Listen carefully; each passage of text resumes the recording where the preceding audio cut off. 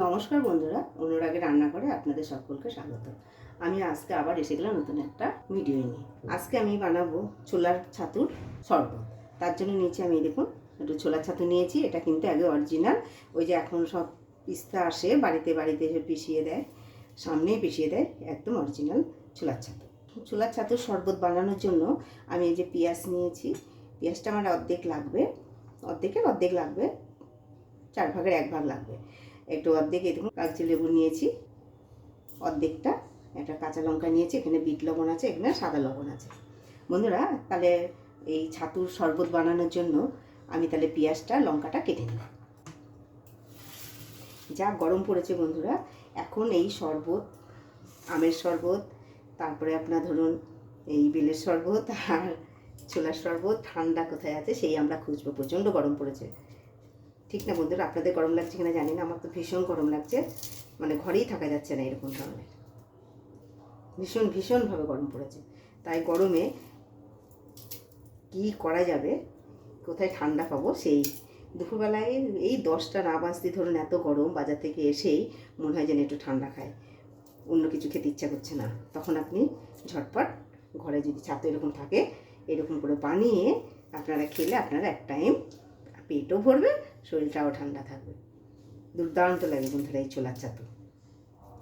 এমনকি বাজারেও যারা বাজার করতে যাচ্ছে বা কোথাও ঘুরতে যাচ্ছে, রাস্তাঘাটে একটু ছোলার ছাতু কোথাও দেখবেন বানিয়ে দেয়,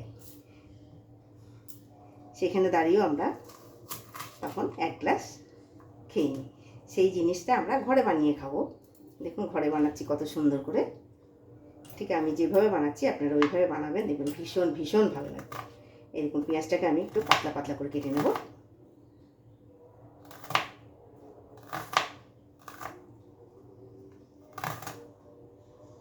আপনারা অনেকজনা খেলে ধরুন তখন আমার এই গোটা পেঁয়াজটা লাগতো, 4-5 জন যদি খেতাম। এটা তো আমরা 1 থেকে 2 জন খাবো, তার জন্য 4/1 পেঁয়াজ নিলাম।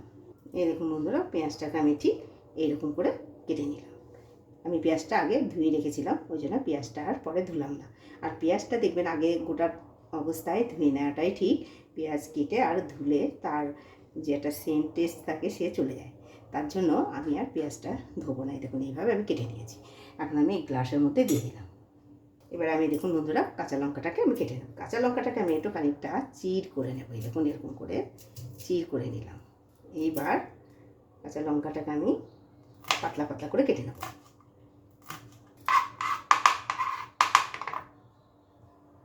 এর সঙ্গে যদি আপনার পুদিনা পাতা যদি থাকে, পুদিনা পাতাও আপনারা ছোটো ছোটো করে এরকম করে কেটে দিতে পারেন। দেখুন বন্ধুরা আমি এই যে পেঁয়াজটা 4/1 নিচে এটা আমি রেখে দিলাম। দেখুন বন্ধুরা এটা আমি এই দেখুন পেঁয়াজ আর লঙ্কা কেটে নিয়েছি। এখানে আমি এবার ছাতুটা দেবো।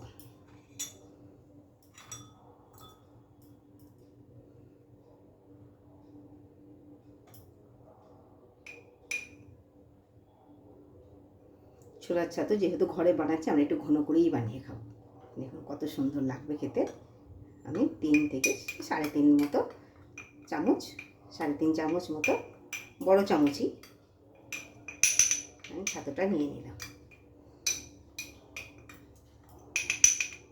সকালে ধরুন আপনি কোনো কাজ করছেন বা খাওয়ার সময়, ব্রেকফাস্ট করার সময় নেই, তখন ঝট করে আপনি কী করবেন, এরকম করে ছোলার ছাতু করে খেয়ে নিলে, ছোলার ছাতুর শরবত এরকম করে শরবতটা বানিয়ে নিয়ে আপনি যদি খান, আপনার কিন্তু আর ঠিক 12টা পর্যন্ত, সকালে যদি খান 12টা-1টা পর্যন্ত আপনার খিদেই লাগবে না, এত সুন্দর জিনিসটা।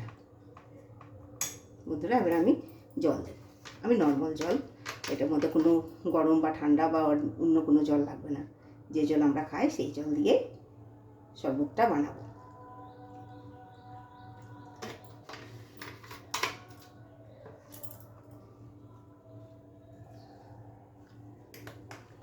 এখন আমি ভালো করে ছোলার ছাতুটাকে এরকম মানে গুলিয়ে নেব। অনেক সময় গোটা গোটা থাকে তো, এরকম কত সুন্দর হয়েছে দেখুন। এবার আমি লবণ আর একটু জল লাগবে,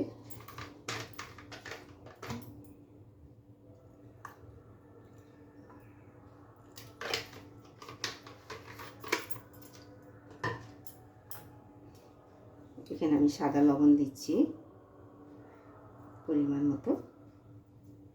এখানে আমি কোনো চিনি ব্যবহার করব না বন্ধুরা।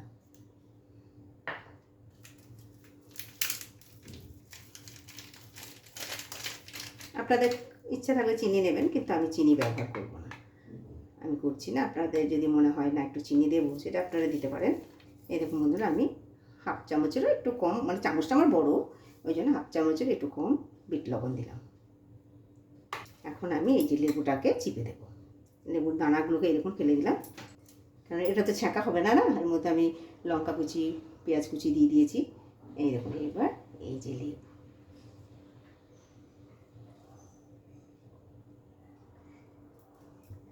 এই দেখুন এবার কত সুন্দর একটা সেন্ট বেরিয়েছে ছাতুর শরবত। দেখলেন তো কি করে আমি ছোলার ছাতুটা বানালাম। আর এই গরমের সময় এইগুলোই বেশি ভালো লাগবে এখন। বন্ধুরা দেখুন কত সুন্দর আমি ছোলার ছাতুর শরবতটা আমি সুন্দর বানিয়ে নিয়েছি।